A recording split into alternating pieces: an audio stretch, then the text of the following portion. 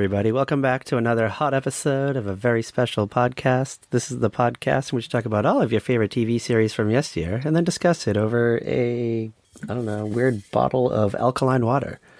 I'm your boy, Patrick M. Dunn, and I'm joined here, as always, by the quizmaster herself, Kat Halstead, the author. Welcome back, girl. Welcome back. Oh, that's right. I am a quizmaster. I forgot all about that until just now. Yes. If you follow our YouTube page, 3 years ago, we did South Park and Simpsons trivia one night. So you can, I don't know if it's still there, but It is. It's still there. Check it out.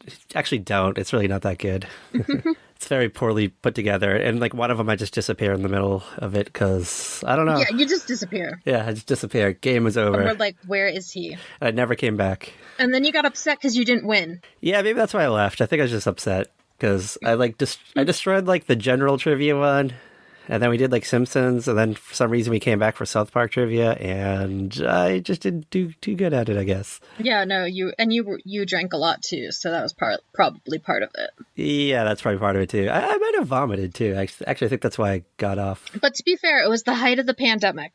Yeah, it was month 2. We were 65 days deep, not that far along. Mm-hmm.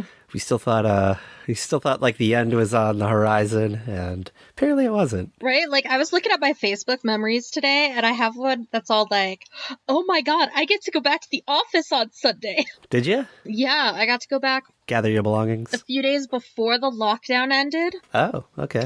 Because I had to do transcription. And at that point, we had no way to set up to do it from home. Okay. Can I call you Kat Halstead the transcriptor from now on? Transcriber.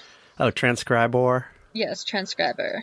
All right, we'll go with that. You know what? I'll try to remember it next week. I probably completely forget it. Totally will. You know what? I've already forgotten. I've already forgotten. It's right out of my head. All right. So, yeah, today's episode's going to be very interesting because we decided to go into a game show world, and it might not have been a good idea, not in hindsight. I don't know where Patrick found it, but he found one. It's interesting. It's an interesting combo. It's got celebrities in it, and cheap decor, cheap set decorations. Looks like cardboard to me. I literally said, this set looks so unsafe. They look like they're all about to fall apart. Yeah, I don't know. I need to see behind the scenes photos of how this is set up because the grainy YouTube version that we found doesn't really do the set justice. So I don't know. Maybe that adds to the cheapness of it. But I mean, it is 1982 television, so you know. This game confused me. I didn't understand what was happening. I didn't know what was going on. I just nothing made sense to me at all. I was like, wait, how did this person get points? Why is that person gone? Why is there a new person? Why is nobody explaining the rules of this game? Yeah, and the game just ends mid-quiz too, because I guess they'll run out of time and the game just ends till the next day. So we didn't even get to see if this person won or not. Yeah, I'm just Alex Trebek, man, what are you doing to us? Yeah, let us hang it. Jeopardy would dare not do that to us. I don't think I've ever seen a 2-part episode of Jeopardy or Wheel of Fortune. Not like that, for sure. Yeah, I don't know. So we picked a show called Battlestars, which was a short-lived NBC daytime game show that lasted from 1981 to 1982 in its original run. So we got 128 episodes. Hold on. We got to be clear. It started on October 26th, 1981 and ended on April 23rd, 1982. It was 6 months. Yes. This thing was around. That's it. They canceled it to bring in another game show. I guess in the summer. I don't know. They canceled it for another game show, but that game show didn't do too hot. Mm-hmm. So they brought it back in 1983 for 65 episodes. So they had hope for it, I guess. I don't know. I think it's just not a very well thought out game. Yeah. It just doesn't make sense to me. I was like, is it like Hollywood Squares or the match game? What am I just didn't get it. So this is a ripoff of Hollywood Squares. But I really wouldn't call it a ripoff because it's actually made by the same production company. Okay. So it's kind of just like Hollywood Squares 2. They bring up 2 contestants, and then they have a panel of 6 celebrities. And you have to make a triangle, I think. You have to get questions right and make a triangle or win a a diamond shape. I don't know. It's weird. But that's the thing. I didn't know what they were trying to go for. Like, and I didn't know how they were picking who was going because none of it made sense. Like, none of this game made sense to me at all. They never explained the rules, so they just assumed that in like 40 years' time, two assholes on the internet will watch this and try to figure out the rules. The internet they never even knew would exist. Yeah, I guess they just assumed this had like a very dedicated fan base, so they just kind of knew day to day. Because like even like the shows that are on now, like Family Feud and Jeopardy and all that, like they explain the rules every episode because you never know. This could be someone's first time like dipping into this world. Like they always explain the rules on Double Dare. Of course. Well, I mean, because they're different games, though. Let's be real, like different. But you know what I mean, like I have the official rules written down according to Wikipedia. So do you want a quick summary of this, just to try to like? Please try to make it make sense because it doesn't make sense to me. All right, so every episode of the show featured 6 celebrities, and they sat in 2 rows. So there's a bottom row and a top row, but in like triangular shaped frames. Okay. So the lower edge of the top row became the upper edge of the bottom one, and there were numbers 1 through 10 appeared at the corners of each frame, and they would like the contestants would like hit like a plunger type thing, and it would kind of just spin and just pick a random number or a random celebrity. The 2 contestants, they'd have to if they push the plunger, they stop a flash and randomizer, and one number is highlighted and it associates with the corner of one of the celebrities' triangles. And then if the number happens to correspond to one or more celebrities, the contestant had to choose which one. So it could be like the top one or the bottom one. The host would ask a question, and the celebrity would it would just like Hollywood Squares. Like the celebrity would say like a funny answer at first, and then give their like serious answer, and then the contestant had to either agree or disagree with the response. You had to capture like a triangle. So like you'd move the pieces around and like capture a triangle. Okay. Was the goal, I guess. I get like what's Hollywood Squares, you have to make like a tic-tac-toe kind of thing. Yeah. Yeah. So it's kind of like that. And then so they would do like a round, and then whoever loses the round gets like kicked off the show, and they bring in a new person. Oh my goodness. And then like in between each round, they would do guess, like they would have like a picture of a celebrity, but they would put like numbers over their face, like little cards, and they'd be offered like $10,000 if they can get it if they can guess the celebrity's face with only 3 cards removed. If they got it wrong, then they would like unlock another card or number, and it would reveal more of the picture, and like until they either guessed it or got it wrong. And we get 2 rounds of that. We get 2 celebrities, and I actually guessed the first one. It was Brooke Shields, by the way. I got it like that one I got. The other one I was like, was it Tom Bosley? I can't remember. It was Tom Bosley, yeah. Tom Bosley. Okay. At first I thought it was B. Arthur. Like just like I think they showed the eyebrows and like part of the mouth, and it looked very B. Arthur-y to me. Yes. So some exciting things about the show is that it's hosted by Alex Trebek. So we're in obviously a pre-Jeopardy world, because he didn't really join Jeopardy till like the late 80s, I think, right? I think mid 80s. I don't know. Let's see what IMDb has to say. 1984 he joined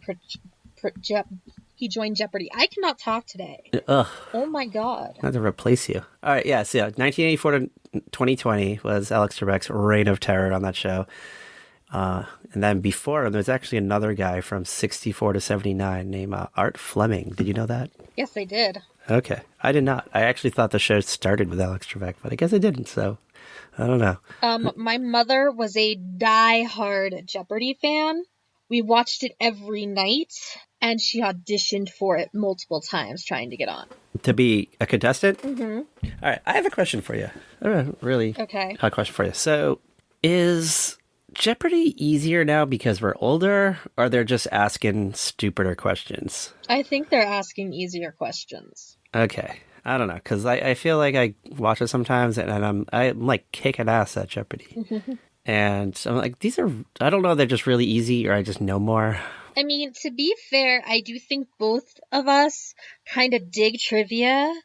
So we could probably do decently, like sitting at home watching it, like we were Tom Hanks and Carrie Fisher in The Burbs, like keeping score and stuff. Yes, yes. I think it was like a week ago, maybe 2 weeks ago now. I sent you a clip, a TikTok clip, and it was like a TV show category run on Jeopardy, and they were just the easiest ones. And these people They were so easy. and these people were not getting them. Like one of them was like Grey's Anatomy, and as someone who's only seen like 4 episodes, like I knew the answer. Yeah, same. And that, like, these were like people in their early 20s, like they should know this shit. Like they should know what was Sloan Memorial, is that the name of the hospital? I honestly don't remember. Whatever the name of the hospital was. So I was like, oh, Grey's Anatomy. Like Yeah. as I've only seen 4 episodes, I knew that. I mean, I know it's not the hospital from St. Elsewhere, Well, Chicago Hope, ER, etc. You know, like there's only so many hospitals it would be, and we know they're not going to ask like about a daytime show in that kind of category. yeah, and they're not going to say the name of the Scrubs Hospital, which I think is Sacred Heart Memorial or something like that. I think so. I don't know. I don't know, who cares? All right, so we picked an episode of Battlestars that aired on April 6, 1982. It was a Tuesday night, or a Tuesday day, actually. It's more. Tuesday morning. Yes, so I actually got the daytime lineup today. And Okay. Oh my god. Oh my god. this is, Sorry, I'm like super excited because you know I like my daytime TV. yeah, this is pretty lit. We got a mixture of reruns, like syndicated shows, classic daytime shows, game shows. You ready? You sitting down for this? Yeah. Want to start off with the boys of the alphabet, ABC, see what they're... Yeah. What did ABC give us All right. in April 1982? All right, so I'm sure we had like GMA, Good Morning America, on in the morning, because I don't have any data until 11 a.m. So things kick off at 11. They kick off the day with syndicated reruns of The Love Boat. Okay. That sounds about right. Kind of weird for it to just kind of air in the morning, I think. I don't know. This is what I remember about ABC, like when we were really young. Like these are fuzzy memories. But like they would air syndicated shows for like a little bit in the morning between like after live, but before like their lineup really kicked in. Oh, okay, so it's kind of like a palate cleanser, so to say. Yeah. Kind of prepping the audience for all new television. Because remember, this is long before we were assaulted with The View every morning. That is true. Barbara Walters and Gal Pals didn't exist yet. Well, they did, but they just didn't fucking annoy us at 11 a.m. Instead, we got, I don't know, celebrities on a fucking Caribbean cruise. And I don't know, shenanigans ensue. 12 o'clock. It's actually a familiar show. You know this. Family Feud. Family Feud! We enjoy a good Family Feud. All right. Who hosted in 1982? Do you know? Was it still the kissy guy? Dawson? Richard Dawson? Yeah. He was on it from 76 to 85, so... Yeah, so this is before the dude we, like, think of when we think of Family Feud. Steve Harvey? No, not Steve Harvey. The other guy. Not Louis Anderson. The The guy we grew up with. You know who I'm talking about. I cannot remember his name. The guy from Seinfeld who played Peterman? Ray Combs. Oh, yeah, him. Yeah, he was on it till, like, the 90s. Well, he died in 1996. Shit. It was a suicide. Oh, was it? Yeah, no, because he... Okay, hold on. He was, like, destroying the stuff in his house, banging his head against the walls, fell into the jacuzzi. His ex-wife had to show up and tell them that he was suicidal. And he had spent the previous week in the hospital for a suicide attempt. Oh, wow. They put him on a psychiatric hold for 72 hours, and he unalived himself by hanging by his bed sheets. All right. Well, R.I.P. Ray Combs. Sorry you're no longer here with us. Sorry that Family Feud took you down a dark path. Because, let's be real, it probably taking me down a dark path, too. Have to do all those fucking surveys every day that I always disagree with. I'm like, what do you mean lipstick red's not the most popular color? Who wears purple? I do. Any guesses what's on at 12:30 on ABC for a half hour following Family Feud? Ryan's Hope. Yes, Ryan Soap. This was a soap opera about a bar, right? Yeah. So it was about the Ryan family. They owned a bar in New York City. I've only seen like a little bit here and there, like back when SoapNet was still a thing. Yeah. But it was never like on a time when I could really watch it. So Was Jake from Melrose Place was on it too, if I recall correctly. I believe so. And oh gosh, who was it? I'm trying to find names you would actually know, and I'm not finding any. Yeah, I'm like scrolling through this cast list and I know like none of these names. Like Michael Hawkins? Who the fuck is that? Oh, Kate Mulgrew was on the show. But then I accidentally clicked on the cast of All My Children. I know who was on All My Children. Alright, who cares? Yeah, like there's like there are names I have heard brought up in the like Ron Hale was on there.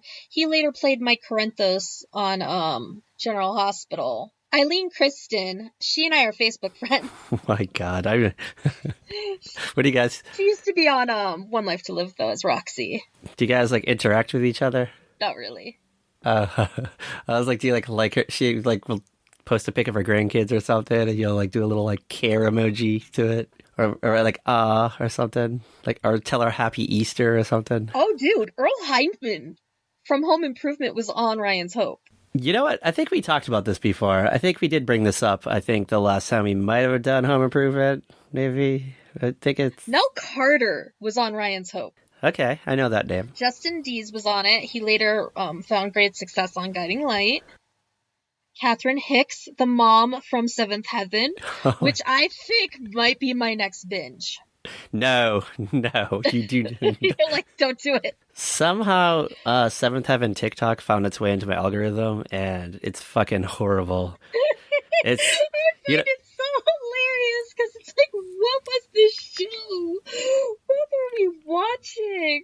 all I know is that Ruthie, the youngest daughter, is a fucking savage. She is a complete savage. There's an episode. Oh my.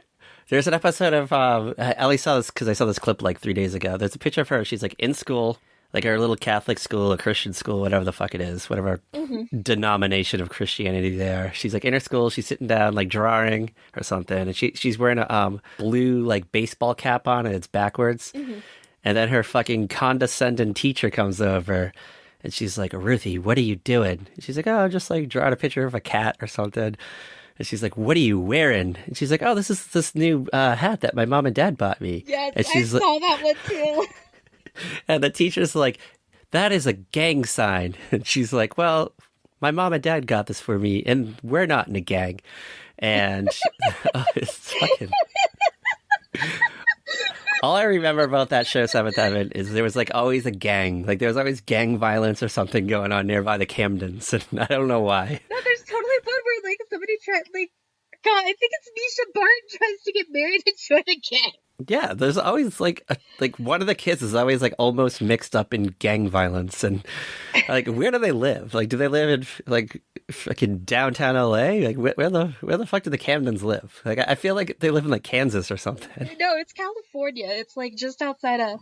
It's like just a little Los Angeles suburb type thing. Like Burbank, maybe. Maybe. Glendale, one of those places. I don't know. Oh my god.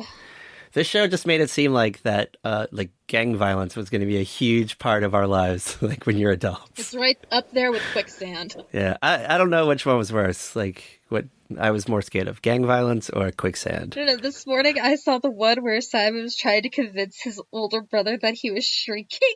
Oh God. The best thing to come out of that show, though, was Barry Watson. Yeah, I guess so. Where's he been lately, though? What's he been doing? I think the last time we looked him up, he was doing like a Christian family show. Oh God. That was like right after he played like Serena's boyfriend on Gossip Girl. You know what? Maybe we brought up Barry Watson in the Gossip Girl book episode that we did. All right, who cares? ABC 1 o'clock. Any guesses? 1 o'clock is All My Children. You got it. 2 o'clock. Do you know this one? One Life to Live. You got it. 3 o'clock. How about 3 o'clock? General Hospital. Yes, and that was the lineup. That was ABC's like heavy hitters for 1982. They're coming out guns a-blazing. You ready for the Tiffany Network? You ready to see what CBS has to throw at us? Yeah, let's talk about CBS. CBS is probably lit. I don't know. We'll see. So things kick off at 10 o'clock with the syndicated rerun of One Day at a Time. Okay. Which I guess... That makes sense to me. Yeah.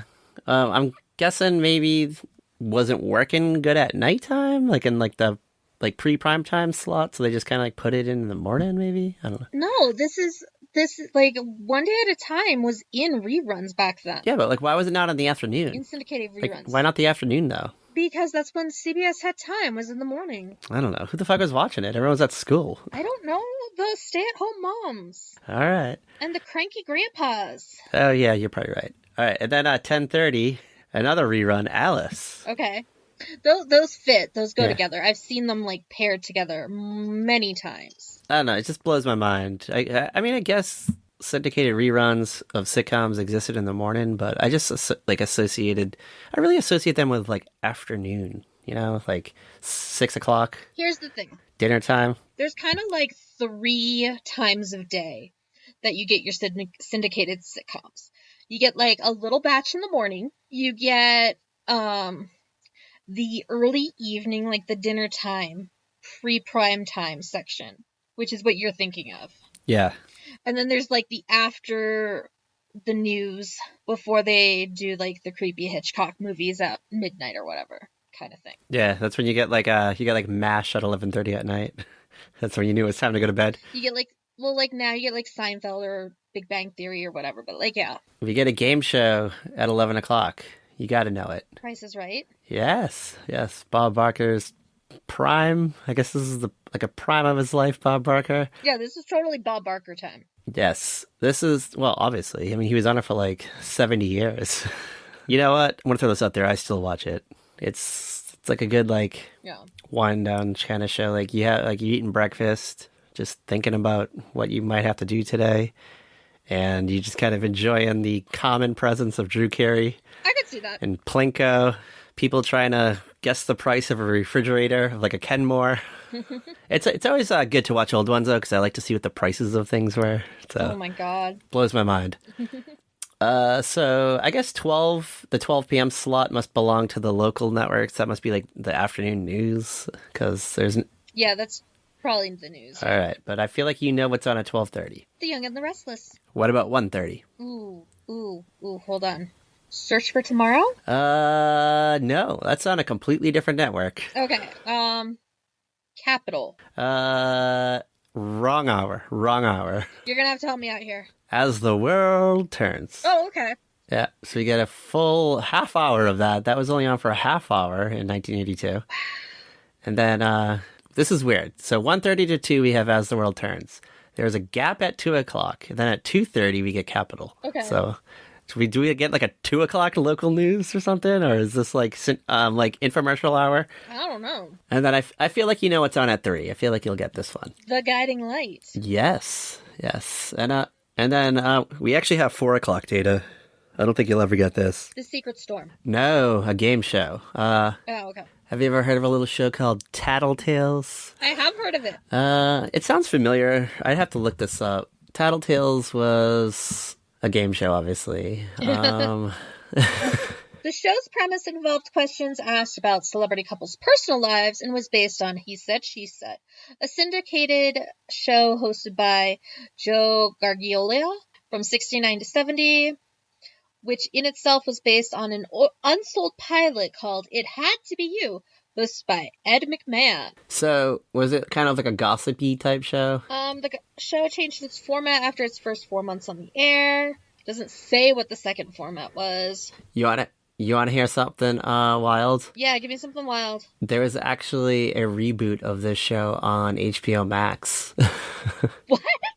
It never came into fruition. So they put the old ones on HBO Max in preparation for the reboot, but then they decided not to go forward with the reboot. So then they removed the old episodes of Tattletales. Yeah. So we almost got a Tattletales reboot. HBO Max came out with some like wild stuff, man. Yeah, and then they just kind of fizzled. I don't know. Well, and then like Discovery bought HBO, or HBO bought Discovery, and they started canceling everything. Yeah, they merged, and now they call themselves Max, and it's confusing. And they just moved everything to like, I don't know, Crackle or Tubi or something. So I don't know. So now where do I watch the last season of Westworld? I don't know. Yeah, Who knows? I don't know. I'm very Nobody confused knows. about. Yeah, whatever. All right, you ready for NBC? You ready for the Peacock for their Yes. What did the Peacock give us back then? All right, at 10 a.m., things kicked off with the Regis Philbin show. Regis, my boo. I guess he had a talk show in the early 80s. Yeah, he had his own talk show before he had live. Okay, good to know. And then at 10:30, we got Blockbusters, a game show, which I'm not familiar with, and I don't even care to look it up. We spent way too much time on Tattletales and went down a rabbit hole of fucking weird information. All right, 11 o'clock, we got, I guess Wheel of Fortune was on during the day. We got Wheel of Fortune at 11 a.m. There would be some... Well, here's the thing. Like, Wheel of Fortune and Jeopardy, they're syndicated, so they're going to be on different times of day, depending on where you live. At 11:30, we got the show that we're going to be talking about in a few minutes, Battlestars, Ooga. We'll see in a few minutes. 12 o'clock, we dip into the soaps now. What do you think kicks off the NBC lineup? NBC, 1982. Is it Texas? No, it's The Doctors, Ooga. Okay, The Doctor. Okay. Yes, we've talked about this before, right? I feel like it's made the rounds on the show. Yeah, it's one of those, it's a soap opera, and actually I think most of the episodes of it still exist, and like you can find it somewhere, because I see tweets about it every so often. Oh, okay. All right, and then at 12:30, we got a show that you mentioned like 6 minutes ago, Search for Tomorrow, Ooga. Search for Tomorrow, okay. And then 1 o'clock, any guesses? Another World. No. No, it's Days of Our Lives. Yeah, what the fuck, girl? What the fuck? Days of Our Lives, then Another World, then Texas, if Texas is still on the air. And Texas was like a spin-off of Another World, but it like took place in Texas, obviously. And it was like kind of like a Dallas clone. Yeah, it took place in Texas. It was short-lived. Ted Danson was on it. They wanted to like cash in on the popularity of Dallas and have it be about like oil tycoons and stuff. But I don't know, people weren't into it, I guess. I don't know. It was only on for like a few years, I think, right? Yeah, it was short-lived. It was like from 1980 to 1982. Did you ever see it? Have you ever like come across EPs? I have not come across Texas episodes. I have not even come across like the opening credits of Texas. Never? Never. Not even by accident? Not even by accident. Which is sad because like we know your girl here loved Another World. Yeah. That was like my first soap opera. I'm trying to see, I'm looking at like the cast list, and you said Ted Danson's on this? Wasn't he? Or was he just on Another World? I don't see his name anywhere on here. Like, I feel like he'd be like the first name. Maybe, Ted Danson was just on Another World. Never mind. Okay. I was like, I'm going through this fucking cast list, and I figured they would have put his name right at the top. Like, okay, let me look at the list. There's a few soap names I recognize. Beverly McKinsey, of course, played Iris, who was a major character on Another World. Oh, dude, Niles from The Nanny was on Texas. I found the title card of Texas, and it's the Texas flag with this weird like 1980s like neon orangey color font in front of it that just says Texas, and it is the craziest thing I've ever seen. I want a t-shirt of this right now. I want to go get one made. Ooh, Kim Schreiner was on it. Ooh. Which makes sense. This totally makes sense because this is when Scotty left General Hospital after Laura ran off with Luke. Catherine Hickland was on it, aka... I think I said Catherine Hicks. Catherine Hickland, which is Debbie Reynolds' daughter-in-law. Catherine Hickland also did a bunch of soaps. She did Loving, The City, One Life to Live. All right. On a scale of 1 out of 5 Texas flags with burning 80s neon font over the flag, how many of all that would you give this daytime lineup, this Tuesday afternoon? Are you watching this afternoon? If I was like homesick from school or like I knew something good was gonna happen on my soaps, I would totally be home for this because like how many people had a VCR then? Not many. Nobody. I don't even think they were around, were they? Yes, they were, but they were expensive. Uh, could you record at this point in time, or is that like a more later? Yeah. Okay. Because I feel like the first VCR I ever had, I couldn't record. It just played, and like it didn't, like I couldn't fast forward. I think it only like rewound or something like that. Like, or even that the button just didn't work. I don't know. I don't fucking know. And like it was kind of like when you hit the eject button, like the top opened up. And then you put the tape in, and then you like pushed the top down, kind of like Nintendo was. It had that like little yes, I remember that little ejection like spring. So like it's, if you could have just very easily broken it, and I don't know, probably paid more than it cost to have it fixed. 1982 they were starting to like pop up, so it wasn't like, but nobody really had them for a few more years. How much would a VCR cost in 1982? Oh my god, I'm terrified to find out. Take a guess. I got the number. Just take a wild guess. $600. You are very close. $640. So the VCR was first introduced in 1975, and it cost $1,400. That was the list price. And then in 1982, it dropped to $640. And then it went down even further than that to $528 in 1983. So we got to look it up. So what is $640 in 1982 money? What is it worth today? Let's see. Take a guess. Take a guess at how much this would fucking set you back. Probably like $2,000. Oh my god, you are so close. $2,001.81. You got to put that shit on layaway if you want to get a VCR. Yeah. Oh my god. That's like, okay, you can buy like three computers with that. Oh my god. Let's be real. Maybe 4. If you get one of those cheap ass ones. All right. Well, you know what? Now that I'm thinking about it, obviously people were able to record in 1982 because somehow we have existence of this episode because we actually have the commercials too. now it's all like subtly coming together. So someone was able to record this.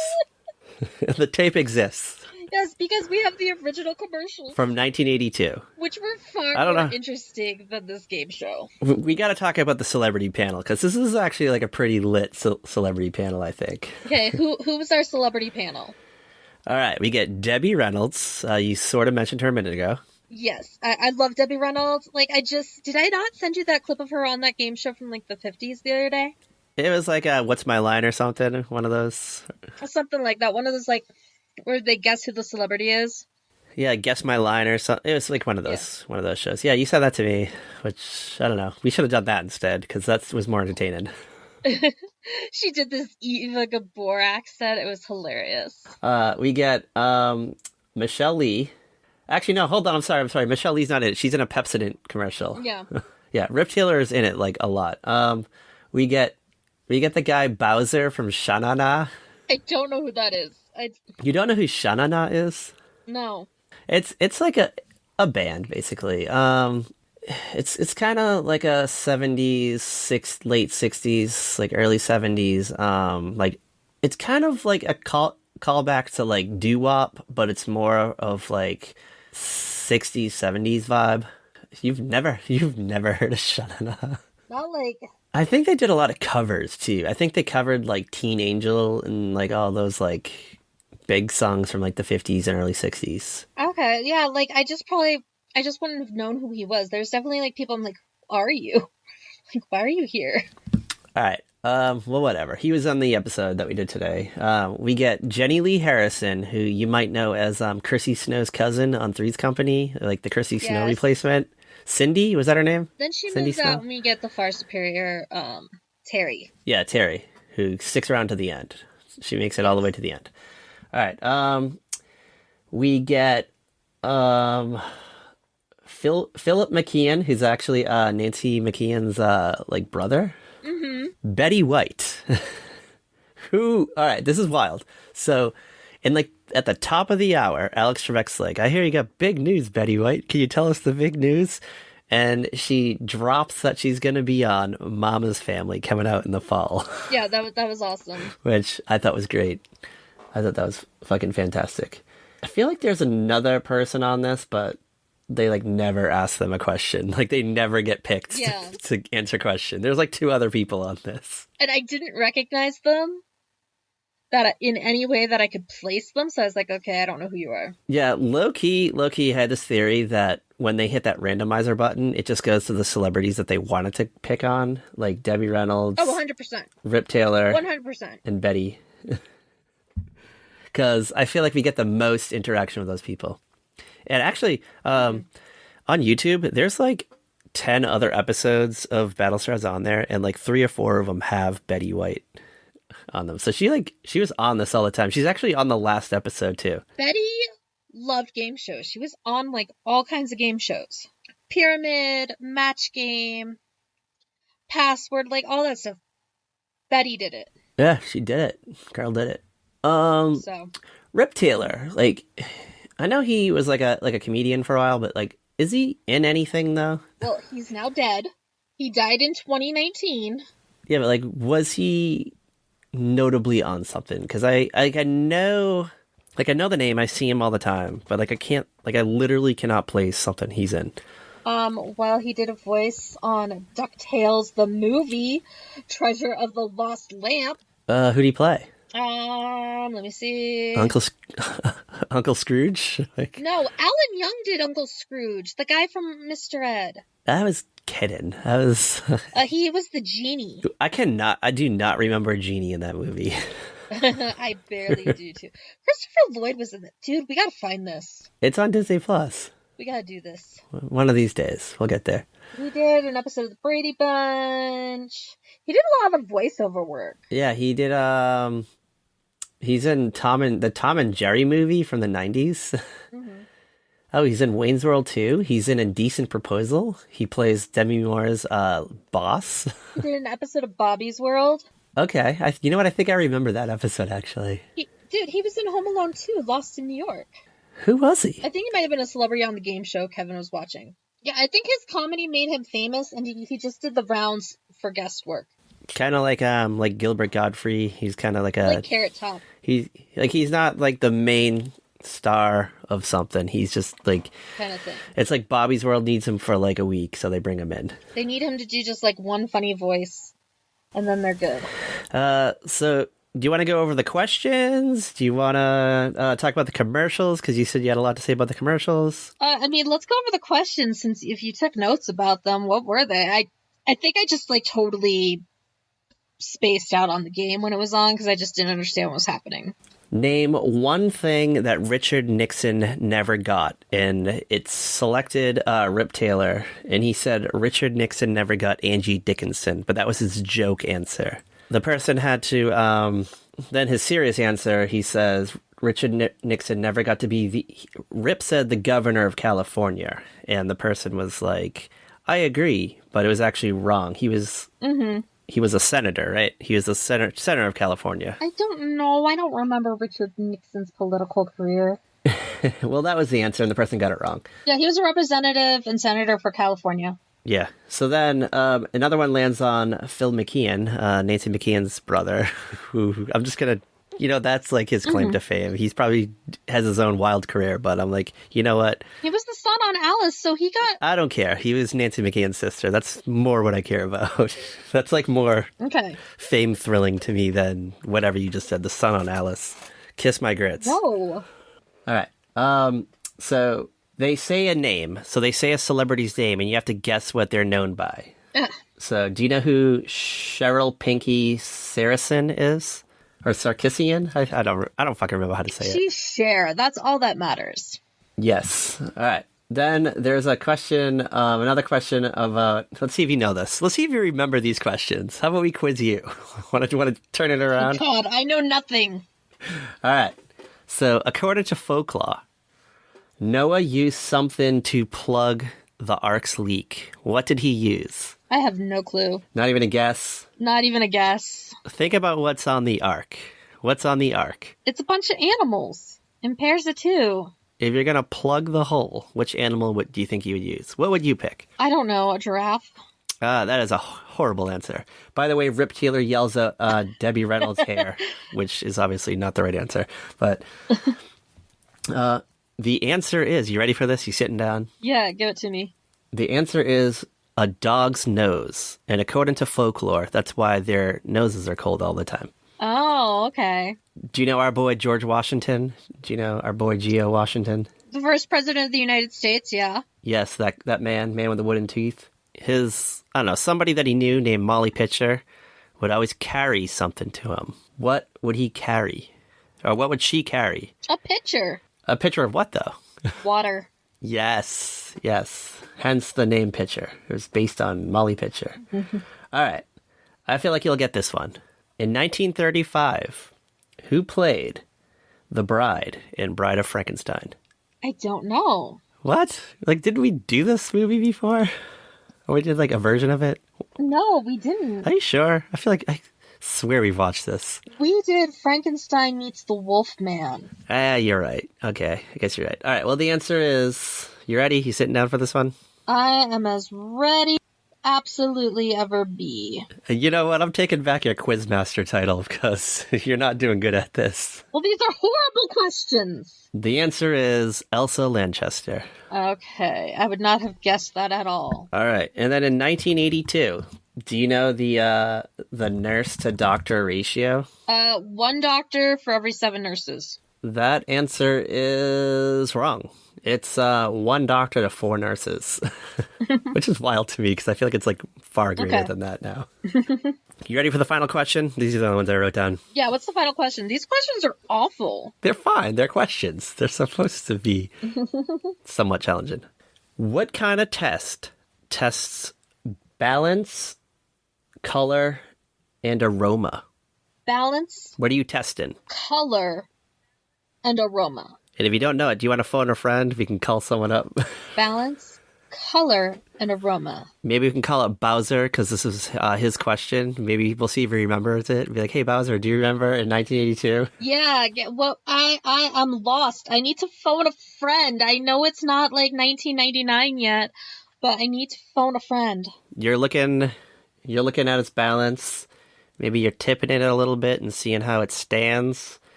You give it a little sniff. Quick little sniff, and then color. You just look at it. I don't know, Patrick. All right. I just don't know. You're testing wine. Oh. And I lied. I have one more question. Oh, God. This is horrific. I would do so bad on this game show. All right. Which member of the Canadian Parliament performs all functions of the Queen? The Prime Minister. No. I knew you were going to say that, but the answer is wrong. That is not the correct answer. Do you want to call our Canadian friend, the Canadian friend who listens to the podcast? Listen, I'm just picturing Matthew Perry beating up Justin Trudeau in my head right now, and I'm in a happy place. What the fuck are you talking about? You don't know about this? No. Is this something that just happened? Matthew Perry grew up with Justin Trudeau. Like, they were like neighborhood friends? Like, Matthew Perry's mother worked for Justin Trudeau's father. There is a point where Matthew and him got in a fight, and Matthew beat him up. How old was they were kids. Oh, and they were kids. Okay. Like he just bullied them or something? Yeah, but they were kids. Okay. This was like 2 weeks ago or something. Yeah, it was before his mom married Keith Morrison. All right. So Matthew Perry's from Canada? Yeah. Oh, who knew? Me. Well, you read his book, didn't you? Like his biography. I listened to his whole audiobook. Well, you know what? I'll have to check it out. All right. The answer is Governors General, by the way. Governors General. Oh, Governors General. What the hell is a Governors General? I don't know. No idea. I said Prime Minister, too, because I was playing at home. Yeah. So those are the questions. Those are all the hot questions. And apparently you don't like them. This game isn't any fun. No, it wasn't. It went on too long. It went on way too long. And I was like, come on, when are the commercials coming up?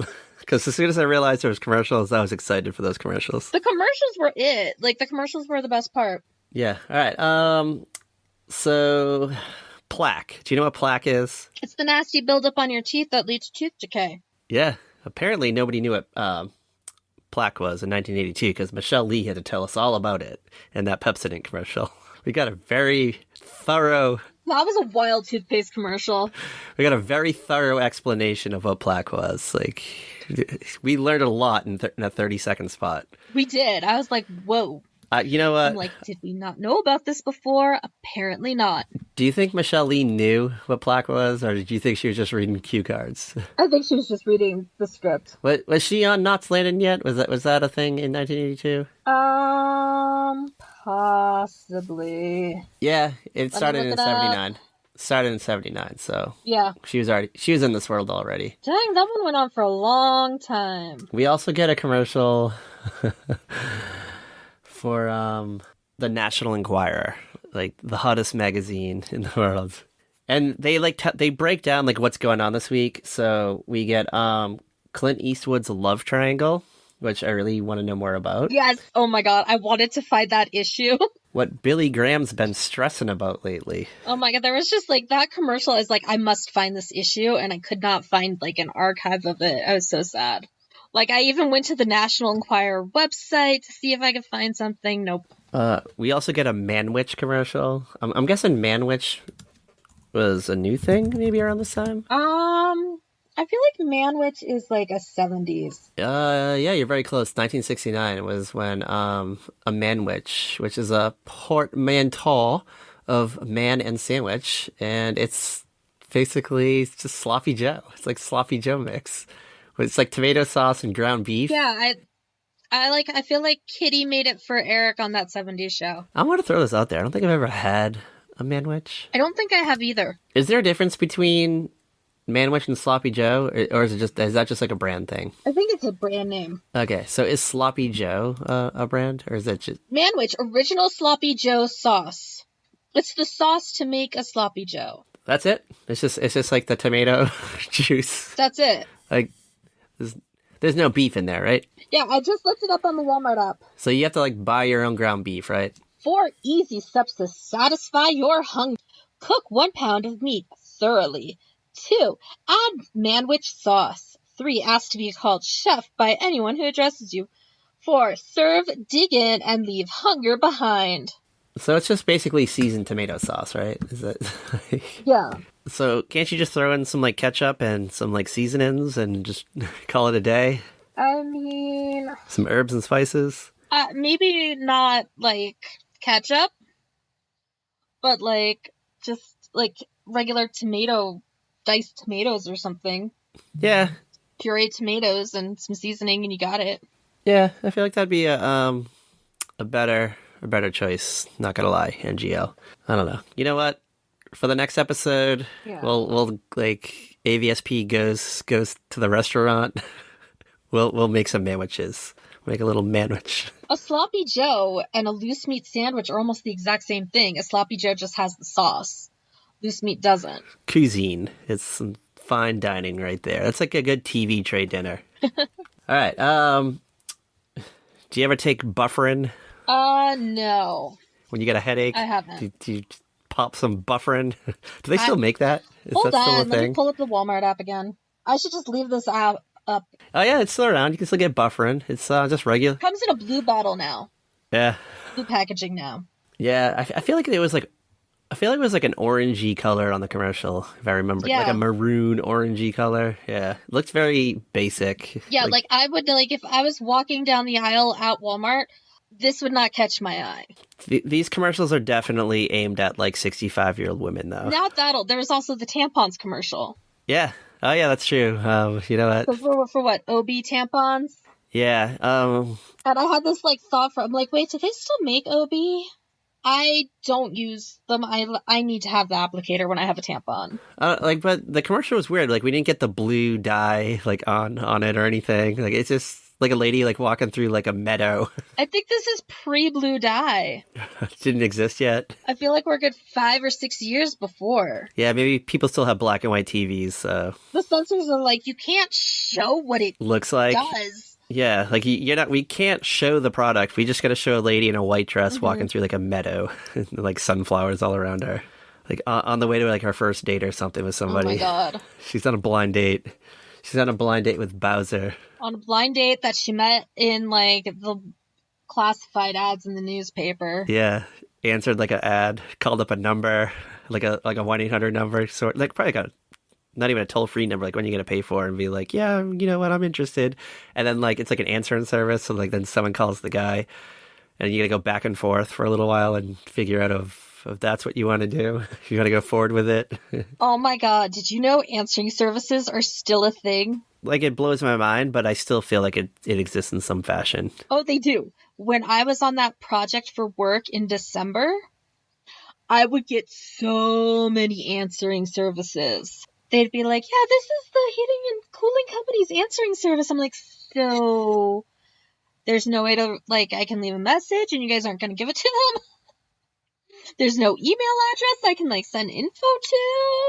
Like, when can I call them? They're like, oh, we pretty much take all their calls. Nobody's, like, in their office. I'm like, this is so not helpful. Well, you know what? There are, like... I'd actually be really frustrated. There is, like, an on-call answering service for, like, doctors, because I've had to, like, call before, and I just get, like, a random, like, phone line, and then they'll be like, we'll pass the message on.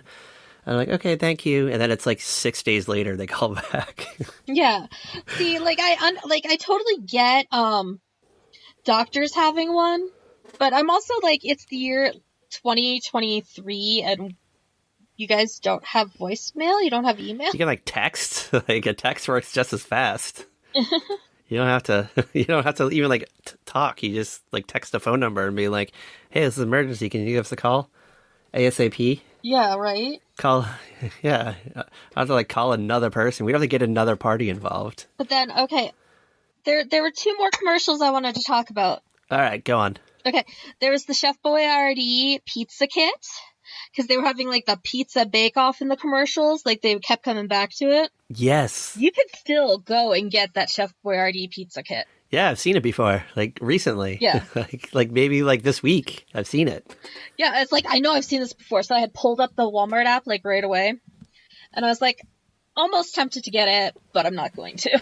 Did you just sit on the Walmart app, like, this whole episode and just try to see if these products still existed? I mean, I probably could. I just looked up, like, half of what we talked about on the Walmart app. All right, what was the other commercial? The other one was the greeting card commercial. Oh, with the Easter Bunny? With the scary bunnies. Those bunnies terrified me. Like, you know, like there's like memes now where it's like a little kid sitting on an Easter Bunny's lap screaming because of this fucking scary looking Easter Bunny costume. Right? But this greeting card, I think was it American Greeting Cards? Was that the company? It was American Greetings. Because part of my note says, this is my whole note I wrote about it. Scarier bunnies than Donnie Darko. Thanks, American Greetings. I'll stick to Hallmark. Like, I was like, what is this? Like, I was waiting for the bunnies to, like, attack the people. The Donnie Darko bunny is like a walk in the park to the bunnies from this commercial. Like, we gotta put this right on the AVSB TikTok. You have to see these bunnies because these things are fucking terrifying. Like they breed nightmares. I was really concerned. I was like, these are so much more disturbing than the Donnie Darko bunny or like the creepy Duracell bunny I've seen on TikTok.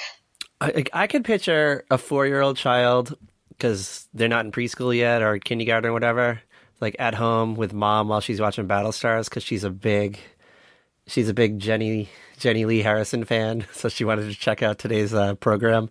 So the little kid's like sitting on the ground coloring fucking, I don't know, Empire Strikes Back coloring book, and looks up and just sees this Easter bunny and just starts shrieking in fear because... Dude, I would totally... that thing would have freaked me out bad. So bad. Yeah. You know what? I'm going to go back into YouTube later on. I'm going to find a screen grab of that. That might be the graphic for the episode, the Easter bunny. Like, who cares about the, like, poorly constructed set that... I feel like a high school drama club could have put together a better set than this. Oh, 100%. They totally could have. And hold on, what do you think of like that set was just not it. A mustacheless, dark-haired Alex Trebek? Like, still blows my mind. I kept thinking, man, his hair looks really poofy. I mean, it was the 80s. It was 1982.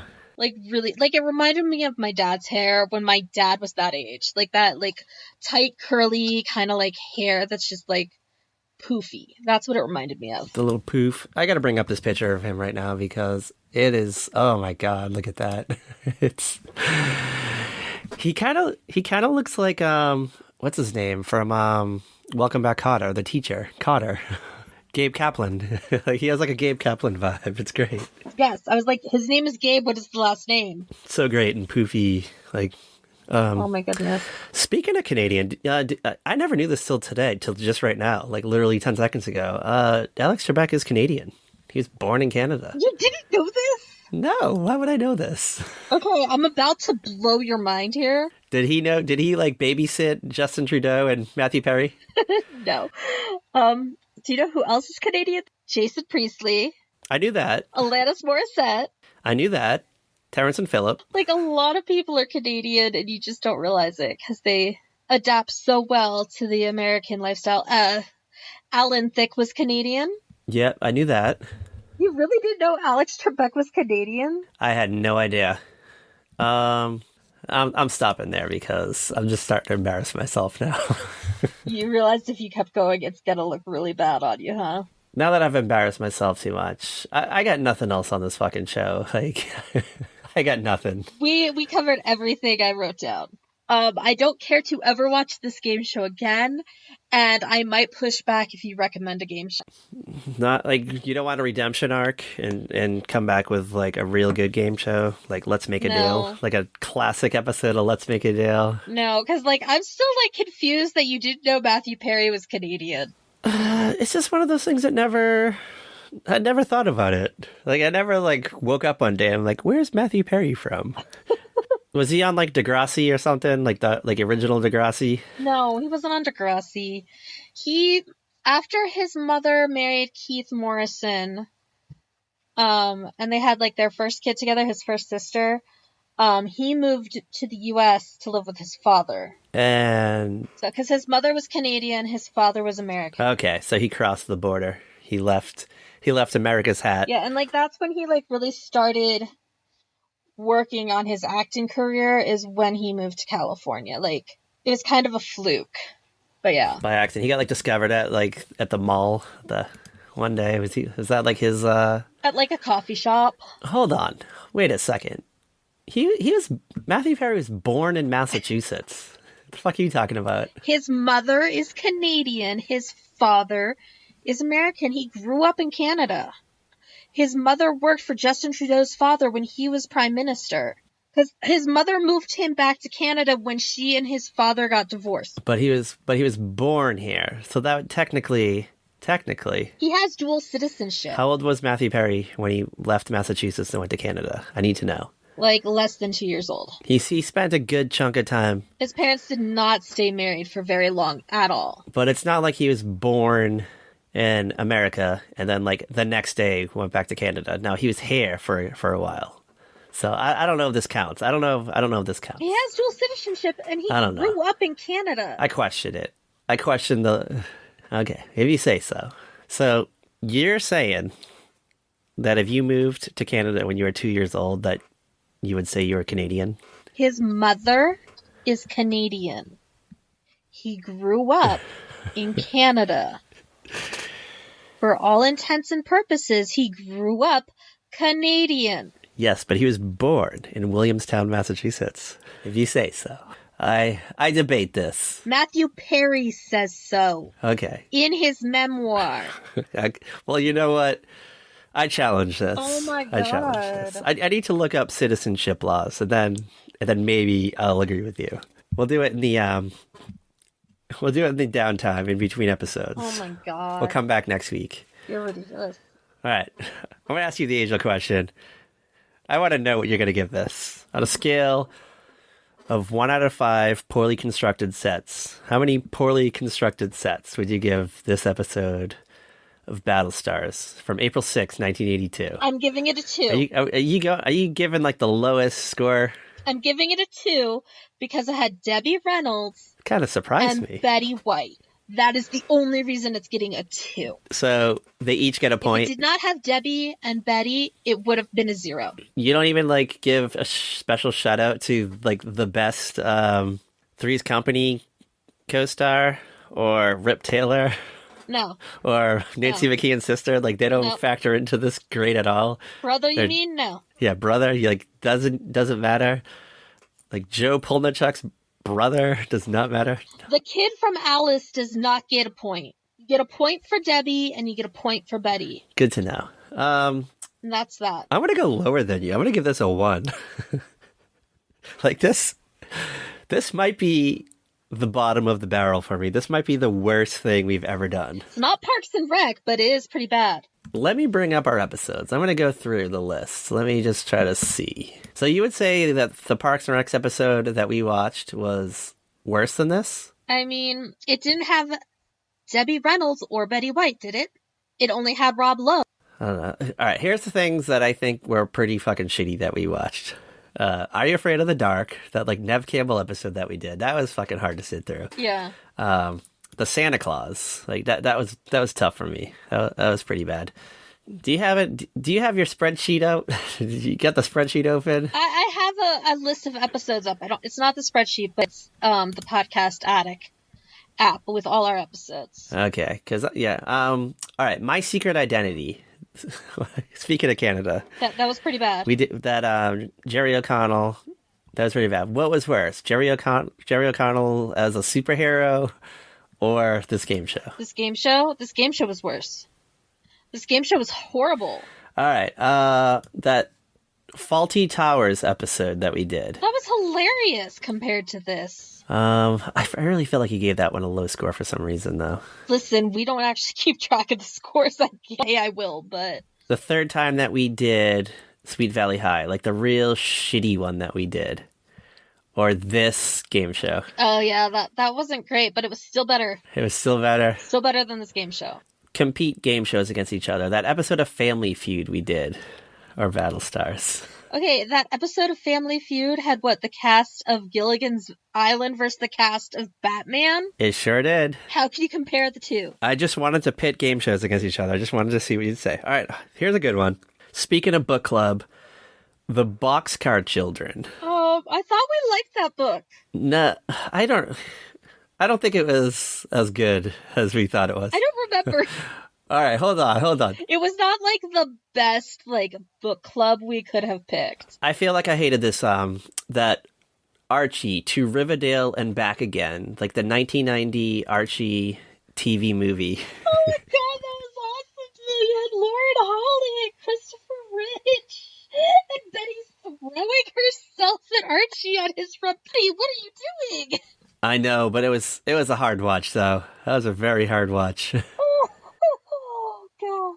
That's what I wish Riverdale was like, though, and not the hot mess that it is. All right. Oh, here's a good one.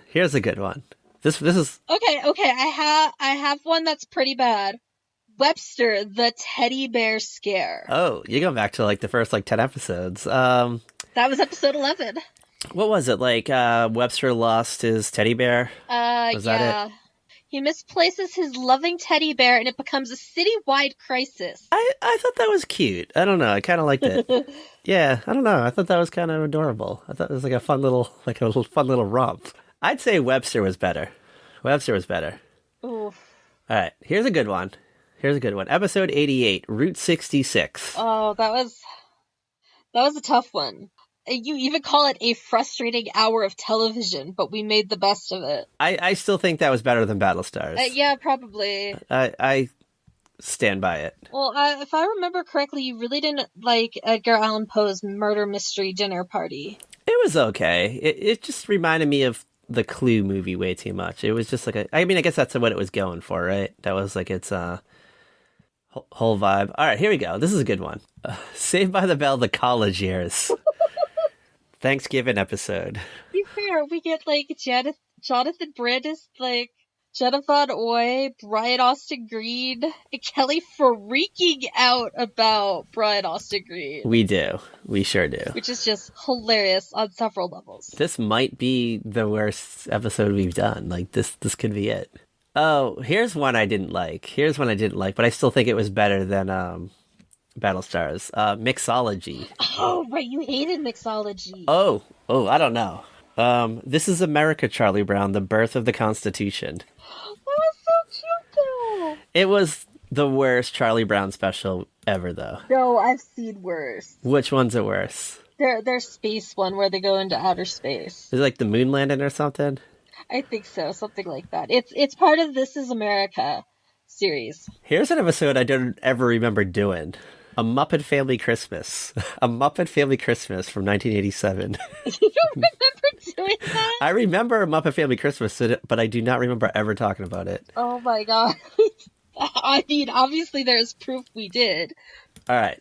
If we had to compare not necessarily the movie, but just the actual episode of the podcast, The Burbs. The Burbs episode of the podcast, that is a hot mess that we can't even listen to. Yeah, I've never made it to the end. Because we were both so drunk.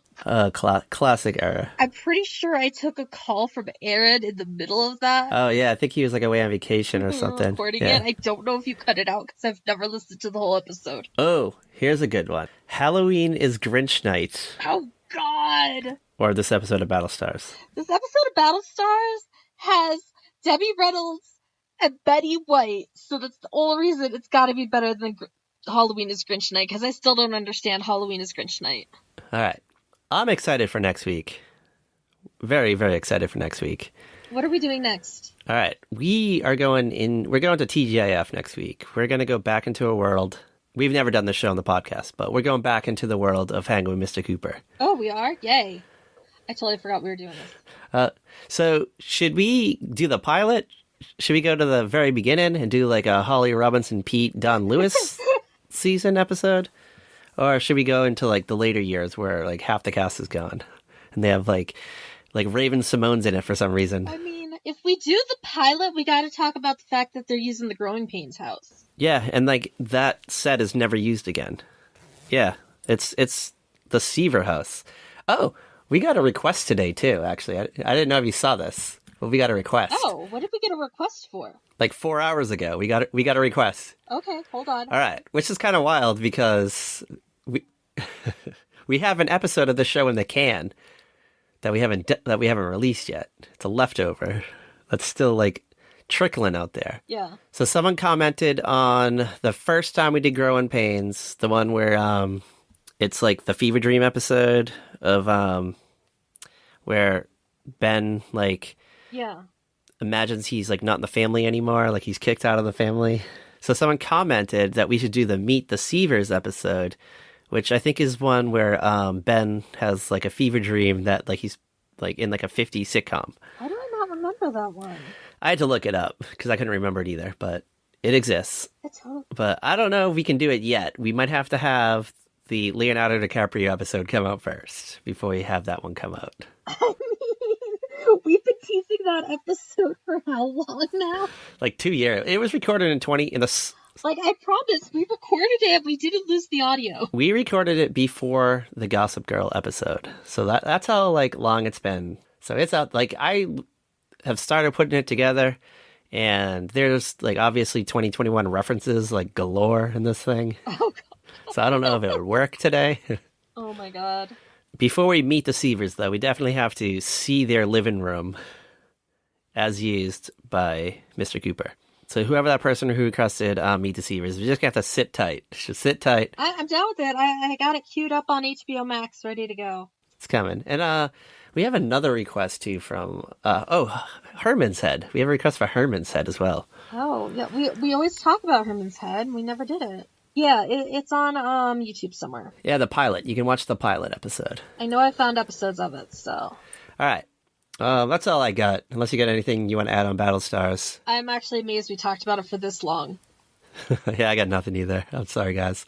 Sorry, this is a dud of an episode, but yeah, we're done. This ship is gonna sail. So, where can you follow our Wild Ass Adventures? Cat Elsa, the author. Where can you follow us? You can follow us on Twitter at Very Podcast. You can find us on Facebook, Instagram, Tumblr, and TikTok at A Very Special Podcast. Do not accept invitations because they are out there. And yeah. Oh, veryspecialpodcast.com. You found us to subscribe, all that good stuff. Yeah. Yeah, all that jazz. And always, girl, as always. Bye.